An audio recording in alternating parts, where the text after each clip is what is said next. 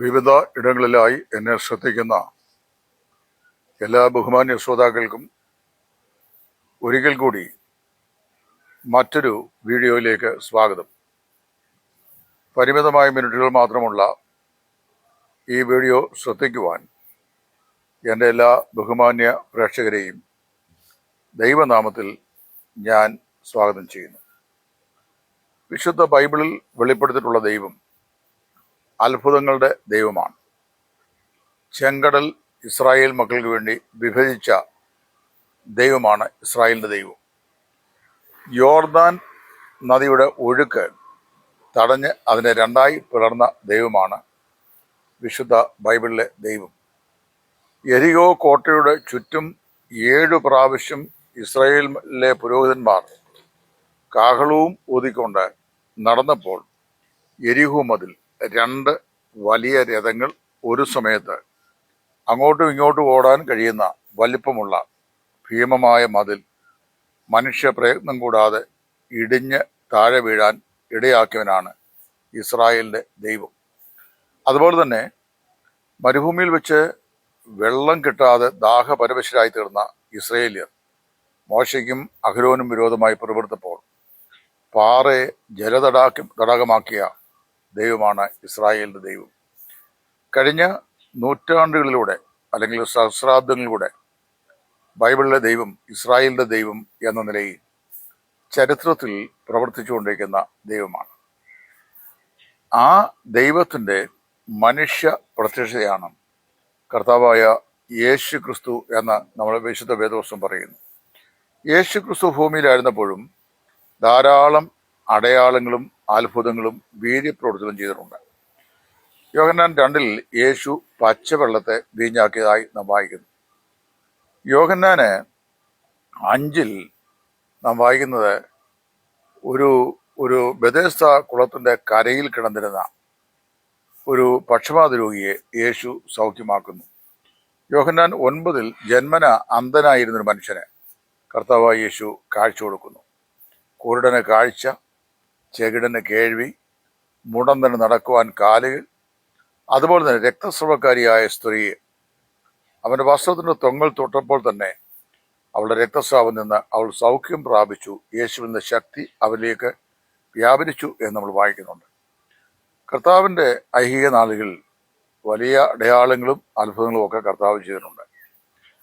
അതിനുശേഷം അപ്പോസ്തോലിക കാലത്തും അപ്പോസ്തലനായ പത്രോസ്, യോഹന്നാന്, അതുപോലെ അപ്പോസ്തലനായ പൗലോസ് ഇവരൊക്കെ പല അടയാളങ്ങളും അത്ഭുതങ്ങളും ഒക്കെ പ്രവർത്തിച്ചതായി ബൈബിളിൽ രേഖപ്പെടുത്തിയിട്ടുണ്ട്. അതൊന്നുമല്ല എൻ്റെ വിഷയം.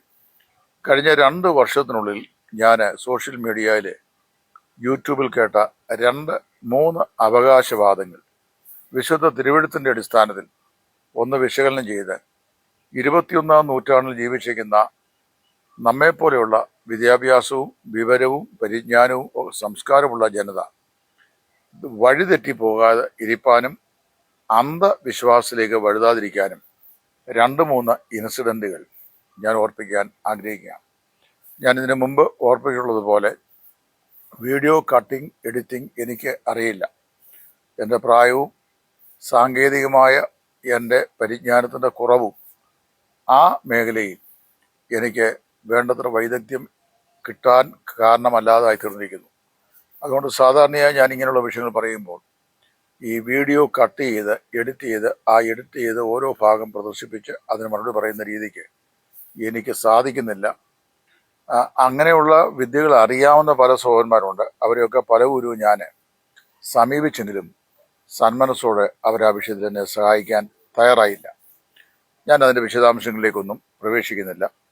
എന്നാൽ 3 സംഭവങ്ങൾ എൻ്റെ അറിവിലും എൻ്റെ കാഴ്ചയിലും വന്നതും ആളുകൾ അവകാശപ്പെട്ടതുമായിട്ടുള്ള അത്ഭുതങ്ങൾ, അതേക്കുറിച്ചാണ് പറയാൻ ഞാൻ ആഗ്രഹിക്കുന്നത്. ഇന്നേക്ക് 2 വർഷം മുമ്പ് ഞാൻ ഒരു വീഡിയോ സെഗ്മെൻ്റ് കണ്ടു. ആ സെഗ്മെൻ്റ് എങ്ങനെയാണ്, കൊട്ടാരക്കരയ്ക്ക് അപ്പുറം അഞ്ചൽ ഭാഗത്തു നിന്ന് അങ്ങ് മല്ലപ്പള്ളി, കോട്ടയം പ്രദേശങ്ങളിലേക്ക് യാത്ര ചെയ്ത ഒരു സുവിശേഷ വേലക്കാരൻ, അദ്ദേഹത്തിൻ്റെ സഭയും ബാക്ക്ഗ്രൗണ്ടൊന്നും പറയാൻ ഞാൻ ആഗ്രഹിക്കുന്നില്ല. അദ്ദേഹം കൊട്ടാരക്കരയ്ക്കും വാളകത്തിനും ഇടയ്ക്ക് വെച്ച് വന്നപ്പോൾ അദ്ദേഹത്തിൻ്റെ മോട്ടോർ ബൈക്കിലെ ഇന്ധനം റിസർവ് പോയിന്റും കഴിഞ്ഞിട്ട്, കാര്യം റിസർവിലാണ് അദ്ദേഹം അങ്ങ് ഓടി വരുന്നത്, റിസർവ് പോയിന്റും കഴിഞ്ഞ് വണ്ടി എരച്ച് പെട്ടെന്ന് നടു റോഡിൽ സ്റ്റോപ്പായി. രാത്രി സമയമാണ്, അദ്ദേഹവും ഭാര്യയും ഉണ്ട്. അപ്പോൾ അദ്ദേഹം വല്ലാതെ വലഞ്ഞു. പെട്രോൾ പമ്പിലേക്ക് എത്താൻ വളരെ ദൂരമുണ്ട്. എവിടെയാണ് എന്ന് കൃത്യമായി അദ്ദേഹത്തിന് അറിയത്തില്ല. ഏതായാലും അദ്ദേഹം ഒരു കാര്യം ചെയ്തു. തൻ്റെ ബൈക്ക് MC റോഡിൻ്റെ സൈഡിലേക്ക് മാറ്റി വെച്ചിട്ട് അദ്ദേഹം തൻ്റെ 2 കൈകളും പെട്രോൾ ടാങ്കിൽ, വാഹനത്തിൻ്റെ പെട്രോൾ ടാങ്കിൽ വെച്ച ശേഷം അദ്ദേഹം വിശ്വാസത്തോടെ പ്രാർത്ഥിച്ച ശേഷം അദ്ദേഹം വണ്ടിയുടെ കിക്കറ് ചവിട്ടി. വണ്ടി സ്റ്റാർട്ടായി. അദ്ദേഹത്തിന് മൈലുകൾ, അതായത് കിലോമീറ്ററുകൾ താണ്ടി അദ്ദേഹത്തിൻ്റെ വീട്ടിൽ രാത്രി എത്തിച്ചേരാൻ കഴിയുന്ന പെട്രോള് ഈ ടാങ്കിനകത്ത് സമൃദ്ധിയായി വന്ന് നിറഞ്ഞു. ഇത് കേട്ടിട്ട് ഹല്ലേലൂയ, സ്തോത്രം, ആമീൻ, പ്രൈസ് ദി ലോർഡ് പറയുന്ന സ്ത്രീ പുരുഷന്മാരെ ഞാൻ കണ്ടു. എന്നാൽ ഇതിൻ്റെ അസംഭവ്യത അല്ലെങ്കിൽ അതിനകത്ത് യുക്തിഹീനത എന്നതിന് പറയാം. പെട്രോളിയം എന്ന് പറയുന്നത് ഹൈഡ്രോ കാർബണാണ്. അത് നമുക്കാർക്കും ഉണ്ടാക്കാൻ ഈ രാജ്യത്തിൻ്റെ നിയമം അനുസരിച്ച് ഇവിടെ വ്യവസ്ഥയില്ല. എന്ന് മാത്രമല്ല, അത് ഭൂമിക്കടിയിൽ നിന്ന് കുഴിച്ചെടുക്കുന്ന ഒരു സാധനമാണ്. ഇന്ത്യ മഹാരാജ്യം ഏറ്റവും കൂടുതൽ വിദേശ നാണ്യം ചെലവഴിക്കുന്ന മേഖലയാണ് ഈ പെട്രോളിയം പ്രൊഡക്റ്റ്. നമുക്ക് നമ്മുടെ തദ്ദേശീയമായ പെട്രോൾ ഉൽഖനനം വളരെ പരിമിതമായി മാത്രം അവിടെ ഇവിടെയായിട്ടൊക്കെ ഉണ്ടെന്നുള്ളതല്ലാതെ നമുക്ക് വേണ്ടുന്ന 90% എബവ് പെട്രോളിയവും അതിൻ്റെ പ്രൊഡക്റ്റും നമ്മൾ ഗൾഫ് മേഖലയിൽ നിന്ന്, റഷ്യയിൽ നിന്ന്, അതുപോലെ തന്നെ മറ്റു രാജ്യങ്ങളിൽ നിന്നൊക്കെയാണ് വരുത്തുന്നത്. അതിന് നമ്മൾ ഒരുപാട് വിദേശ നാണ്യം അവർക്ക് കൊടുത്തിട്ടാണ് അത് നമ്മൾ വാങ്ങി ഉപയോഗിച്ച് വരുന്നത്. അതുകൊണ്ടാണ് നമ്മളിപ്പോൾ 106 107 രൂപ സംതിങ് കൊടുത്താണ് 900 ml പെട്രോൾ വാങ്ങുന്നത്. അതിൽ ഈ ഏപ്രിൽ 1 മുതൽ 20% എത്തനോളും ഉണ്ടായിരിക്കും. അപ്പോൾ ഇങ്ങനെയുള്ള സാഹചര്യത്തിൽ ഒരു ദൈവദാസൻ പെട്രോൾ തീർന്നിട്ട് തൻ്റെ ബൈക്കിൻ്റെ ടാങ്കിൽ അദ്ദേഹം കൈവച്ച് പ്രാർത്ഥിച്ചു. പെട്ടെന്ന് അതിനകത്ത് ഇന്ധനം നിറയുകയും അദ്ദേഹം കിലോമീറ്ററുകൾ ഓടിച്ച് രാത്രിയിൽ സുരക്ഷിതനായി വീട്ടിൽ വന്ന് പിറ്റേ 2-3 ദിവസം കൂടെ അദ്ദേഹത്തിന് ഓടാനുള്ള പെട്രോള് ഈ ടാങ്കിനകത്ത് വരികയും ചെയ്തു. ഭൂമിയിൽ ഒരിടത്തു പോലും ദൈവം ഇന്നങ്ങനെ ചെയ്യത്തില്ല. കാരണം എന്താണെന്ന് ചോദിച്ചു കഴിഞ്ഞാൽ, ദൈവം ചെയ്ത എല്ലാ അത്ഭുതങ്ങളും തൻ്റെ നാമത്തിൻ്റെ മഹത്വത്തിന് വേണ്ടി ചെയ്തതും അസാമാന്യമായ രീതിയിൽ അല്ലാത്തതുമായ അത്ഭുതങ്ങളാണ്. പച്ചവെള്ളത്തെ വീഞ്ഞാക്കി എന്ന് പറയുന്നത് ദൈവം ചെയ്തൊരു അത്ഭുതമാണ്. അത് അടയാളങ്ങളുടെ ആരംഭമായി തൻ്റെ ദൈവത്വം തെളിയിക്കേണ്ടതിന് താൻ ചെയ്തു എന്നവിടെ രേഖപ്പെടുത്തിയിട്ടുണ്ട്. അവിടെ നമ്മൾ വായിക്കുന്നു, പച്ചവെള്ളമാണ് കോരാൻ ദാസന്മാർ പറഞ്ഞത്. അവർ കിണറിൽ നിന്ന് പച്ചവെള്ളം കോരി കൽപ്പാത്രത്തിൽ നിറച്ചു. അത് ഇപ്പോൾ വിളമ്പി വിരുന്നുകാർക്ക് കൊടുക്കാൻ പറഞ്ഞു. അവർ രുചിച്ചാറെ അത് വീഞ്ഞായി തീർന്നു എന്നാണ് വായിക്കുന്നത്. അപ്പോൾ എപ്പോഴത് വീഞ്ഞായി മാറിയെന്നൊന്നും അവർക്കാർക്കും അറിയാൻ വയ്യ. ഇത് ദൈവപുത്രനിൽ കർത്താവ് ചെയ്ത ഒരു അത്ഭുതമാണ്. രക്തസ്രാവക്കാരിയായ സ്ത്രീയുടെ രോഗസൗഖ്യത്തിന് അവന്റെ വസ്ത്രത്തിന്റെ തൊങ്ങൽ തൊട്ടു. ഉടൻ തന്നെ യേശു ക്രിസ്തു ശക്തി പുറപ്പെട്ടു. അവളുടെ രക്തസ്രാവം നിലച്ചു. ജന്മന അന്ധനായ ഒരു മനുഷ്യനെ ഇവിടുത്തെ ഒരു ഒഫ്തൽമോളജി എക്സ്പേർട്ടും സ്പെഷ്യലിസ്റ്റും കാഴ്ച കൊടുത്തിട്ടില്ല. എന്നാൽ കർത്താവ് അങ്ങനെയുള്ളവർക്ക് കാഴ്ച കൊടുത്തു. ചെവി ജന്മന കേൾക്കാൻ വയ്യാത്ത ചെകിടന് കർത്താവ് കേൾവി കൊടുത്തു. ഇതെല്ലാം ദൈവം കർത്താവ് ഈ ഭൂമിയിൽ വെച്ച് ചെയ്ത കാര്യങ്ങളാണ്. എന്നാൽ ഇവിടെ സംഭവിക്കുന്നതല്ല. ഇവിടെ ഫിസിക്കൽ ലോസ്, അതായത് ഭൗതിക നിയമങ്ങൾക്ക് അനുസരണമായി അല്ലാത്തൊരു പ്രതിഭാസം നടക്കുകയാണ്. പെട്രോൾ ടാങ്കിൻ്റെ മേൽ കൈവച്ച് പ്രാർത്ഥിക്കുമ്പോൾ ഹൈഡ്രോ കാർബൺ എന്ന ഈ പെട്രോള് ഈ ടാങ്കിൽ വന്ന് നിറയുന്നു. ഒരിക്കലും അത് സംഭവിക്കുകയില്ല എന്ന് സാമാന്യ ബുദ്ധിക്ക് മനസ്സിലാക്കാനായിട്ട് സാധിക്കണം. ഇനി കാരണം ചോദിച്ചാൽ, അത് ഈ ഹൈഡ്രോ കാർബണിൻ്റെ ഫോർമേഷനെ സംബന്ധിച്ച് ധാരാളം സിദ്ധാന്തങ്ങളൊക്കെ പറയുന്നുണ്ട്. അനേക ആയിരം വർഷങ്ങൾക്ക് മുമ്പ് മണ്ണിൽ ചത്ത് അഴുകിപ്പോയ ജീവജാലങ്ങളുടെ ശരീരാവശിഷ്ടങ്ങളിൽ നിന്ന് ഉൽപാദിതമായി ശേഖരിക്കപ്പെടുന്നതാണ് എന്നൊരു ഭാഗത്ത് പറയുന്നു. ഇതൊന്നും നമുക്ക് വ്യക്തമായിട്ട് തെളിയിക്കാൻ സാധിക്കുന്നില്ല.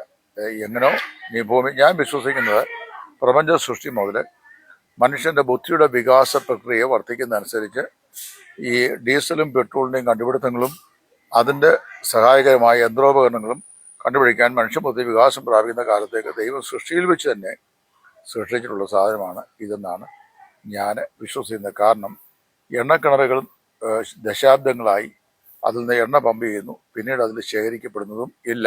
അതുകൊണ്ട് എണ്ണപ്പാടങ്ങൾ ദൈവം സൃഷ്ടിച്ചിട്ടുള്ളത് എന്ന് തന്നെയാണ് ഞാൻ വിശ്വസിക്കുന്നത്.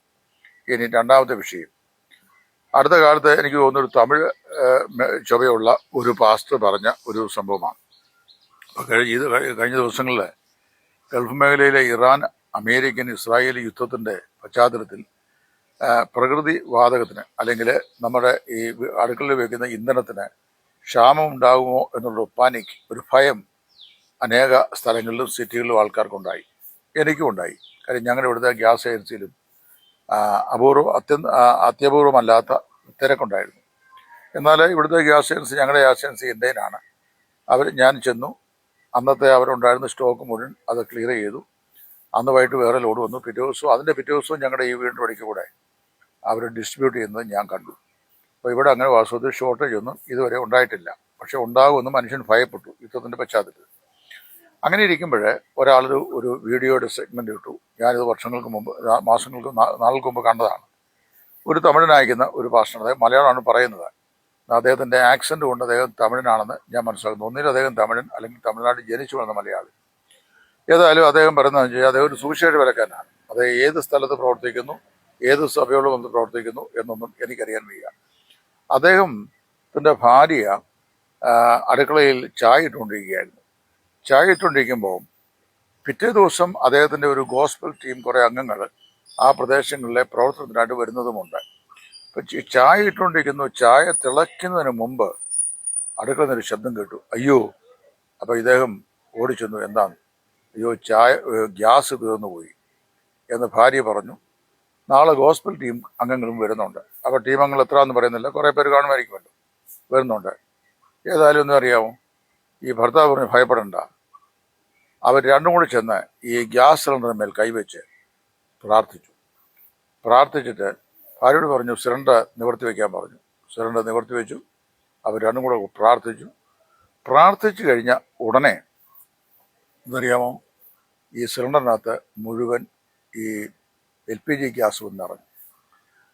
പിറ്റേ ദിവസം രാവിലെ മുൻ നിശ്ചയിച്ചിരുന്ന പോലെ ഗോസ്പൽ ടീം അംഗങ്ങൾ വരികയും അവർ അവിടെ താമസിക്കുകയും അവർ പ്രവർത്തിക്കുകയും ഏകദേശം 2 മാസത്തോളം ഈ പ്രകൃത്യാതീതമായ നിലയിൽ സിലിണ്ടറിൽ നിറഞ്ഞ ഗ്യാസ് അവരുടെ ഗാർഹിക ആവശ്യത്തിന് ഉപയോഗപ്രദമാകുകയും ചെയ്തു. ഇത് പറഞ്ഞത് വേദോത്സവം പ്രസംഗിക്കുന്ന ഒരു പാസ്റ്ററാണ്. എങ്ങനെയാണ് ഇങ്ങനെ പച്ചക്കള്ളം പറഞ്ഞ് ആളുകളെ വിശ്വസിപ്പിക്കാനും ഇതുപോലെയുള്ള അന്ധവിശ്വാസത്തിലേക്ക് അവരെ ആനയിക്കാനും സാധിക്കുക എന്നുള്ളത് എനിക്കിന്നും ഒരു അത്ഭുത വിഷയമായിട്ടിരിക്കുന്നു. ഒരിക്കലും ആ കാര്യം സംഭവിക്കുന്നില്ല. പച്ചവെള്ളത്തെ വീഞ്ഞാക്കാൻ ദൈവം തമ്പുരാൻ ഇന്നും സാധിക്കും. കർത്താവിന് ആവശ്യമുണ്ടെങ്കിൽ കർത്താവ് അങ്ങനെ ചെയ്യാൻ പറ്റും. മനുഷ്യരാരും അങ്ങനെ ചെയ്തിട്ടില്ല. ആഫ്രിക്കയിലെ ഇപ്പോഴത്തെ അവികസിത രാജ്യങ്ങളായിരിക്കുന്ന ആഫ്രിക്കയിലാണ് ഇതുപോലുള്ള വലിയ മരിച്ച രോഗി അർപ്പിക്കുക, വെള്ളം വീഞ്ഞാക്കുക. ഈയിടെ അവിടുത്തെ ആഫ്രിക്കൻ പാസ്റ്റർ പച്ചവെള്ളത്തെ വീഞ്ഞാക്കി കാണിക്കുന്നത് കണ്ടു. അപ്പോൾ അതൊക്കെ പോട്ടെ. ഇപ്പോൾ സിനിമയിൽ ഈ സ്റ്റണ്ടും ഗുസ്തിയും ബഹളും ഒക്കെ നടക്കുമ്പോൾ മുറിവുകളുണ്ടാകുന്ന സമയത്ത് ചോര പൊടിയുന്നതിന് ഉപയോഗിക്കുന്ന എന്തോ ഒരു കെമിക്കൽ കോമ്പൗണ്ടിനെ സംബന്ധിച്ചിടത്തോളം സമയത്ത് ഞാൻ വായിച്ചു. ഞാനും ചിന്തിച്ചിട്ടുണ്ട് അങ്ങനെയൊക്കെ ചോരയൊക്കെ പൊടിയുന്നത് എന്ന്. അതിൻ്റെ വേറെ ഏതോ ടെക്നിക്കൽ സൈഡുകളൊക്കെ ഉണ്ട്. എനിക്ക് അതിൻ്റെ വിശദാംശങ്ങൾ അറിയാനും വയ്യ.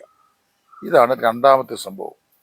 ഇത് പറയുന്നത് യേശുക്രിസ്തുവിൻ്റെ നാമത്തിലും വിശുദ്ധ വേദോത്സവം കയ്യിൽ വെച്ചുകൊണ്ട് ഇതുപോലുള്ള പച്ച കുരളുകൾ പറയുന്നു. വലിയ പ്രയാസമാണ്. ഞാൻ എൻ്റെ ഗ്യാസ് സിലിണ്ടറിൻ്റെ ഡിസ്ട്രിബ്യൂട്ടർ ഒരു അക്രൈസ്തവനാണ്, ഹൈന്ദവ സ്നേഹിതനാണ്. അദ്ദേഹം ഞാനുമായിട്ട് അടുത്ത സുഹൃത്ത് ബന്ധം പുലർത്തുന്ന ആളാണ്. എൻ്റെ വീടിൻ്റെ അവിടെ നിന്ന് കഷ്ടിച്ച് 1 കിലോമീറ്റർ അപ്പുറത്താണ്, ഉള്ളിലാണ് ഈ ഗ്യാസ് ഏജൻസി. അപ്പം ഞാൻ എന്തെന്നറിയാവോ, എനിക്കിത് വായിച്ച ഒരു ഫലം ഞാൻ അദ്ദേഹത്തെ അയച്ചു കൊടുത്തു. ഞാൻ പറഞ്ഞു, ഇതുപോലുള്ള സംഭവങ്ങൾ ഉണ്ടായിക്കഴിഞ്ഞാൽ നിങ്ങൾ ഗ്യാസ് ഏജൻസി പൂട്ടി വീട്ടിലിരിക്കേണ്ട ആവശ്യം വരും. കാരണം എന്ന് ചോദിച്ചു കഴിഞ്ഞാൽ ഇതല്ലയോ സംഭവിക്കാൻ പോകുന്നത്. അപ്പോൾ വാസ്തവത്തിൽ അപ്പോൾ ആ അക്രൈസ്തവനായ സ്നേഹിതൻ പറഞ്ഞു, ദൈവവിശ്വാസം നമുക്കെല്ലാവർക്കും നല്ലതാണ്.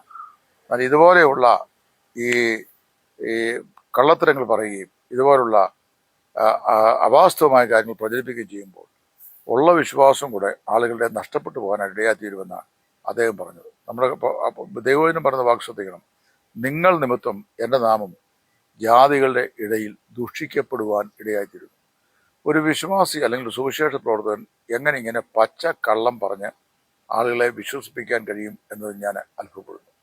മൂന്നാമത്തെ ഒരെണ്ണം ഞാൻ കണ്ടത് ബാംഗ്ലൂർ ഉള്ള ഒരു പാസ്റ്റർ. അപ്പോൾ അദ്ദേഹത്തിന് അവിടെ സിറ്റിയിൽ കുറച്ച് വസ്തു വാങ്ങിക്കണം. അത് വാങ്ങിക്കുമ്പോൾ അതേ ഒരു ദർശനം കാണുകയാണ്. വലിയ കോടികളുടെ ആസ്തിയുള്ള വസ്തുവാണ്, ആ കോടികൾ ഉണ്ടാകണം. അപ്പം ദർശനം കാണുന്നു.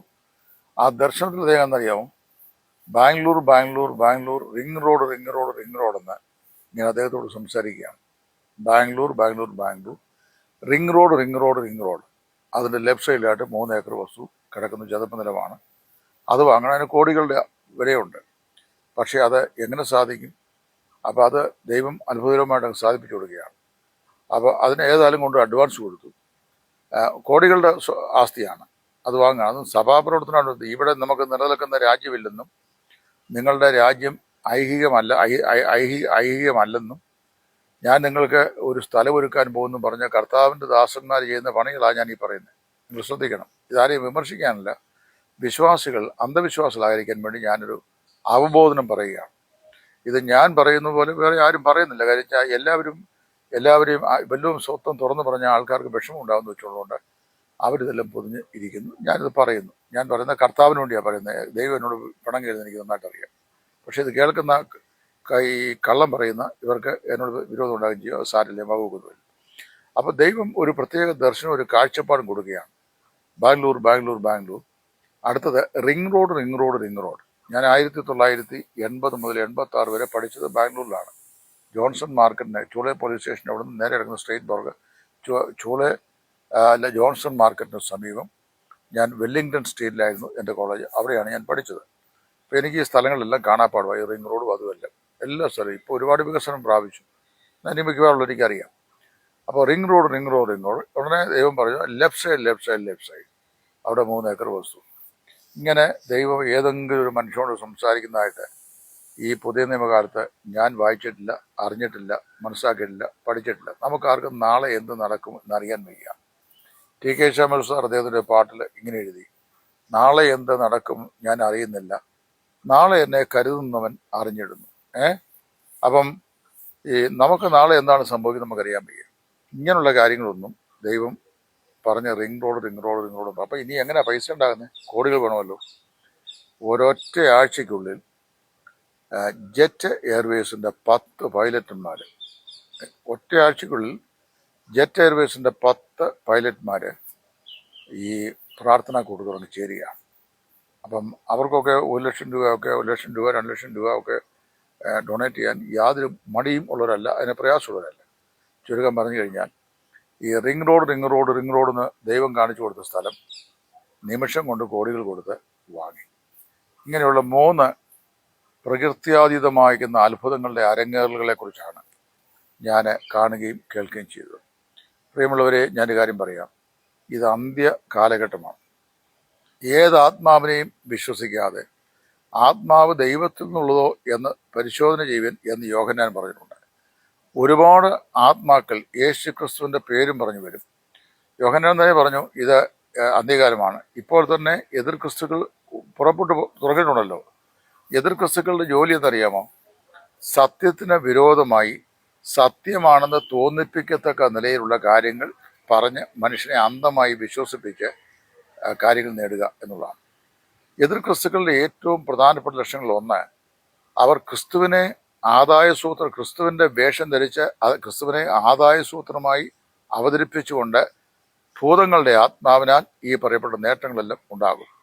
ഒരു വസ്തു ഞാൻ പറയാം, ഇവിടെ 1000 കോടി രൂപയുടെ ആസ്തി ഉണ്ടാക്കിയാലും വീണ്ടും ജന്മം പ്രാപിച്ച ഒരൊറ്റ ക്രിസ്ത്യാനിയും ഒരു വിശ്വാസിയും, നാമധേയ ക്രിസ്ത്യാനി, എനിക്ക് നാമം കൊണ്ട് ക്രിസ്ത്യാനി എന്ന് പറയുന്നതിൻ്റെ കാര്യമല്ല ഞാൻ പറയുന്നത്, കർത്താവായ യേശുവിനെ നിത്യജീവന് വേണ്ടി വിശ്വസിച്ച് ആത്മരക്ഷ പ്രാപിച്ച ഒരൊറ്റ ക്രിസ്തീയ വിശ്വാസിയും ഒരു സുവിശേഷ പ്രവർത്തകനും ഞാൻ ഉൾപ്പെടെ ഈ ഭൂമിയിലെ ജീവിതം ശാശ്വതമല്ല, ഇത് ഐഹിക ജീവിതമാണ്. ഇവിടെ നമുക്കൊരു രാജ്യമില്ല.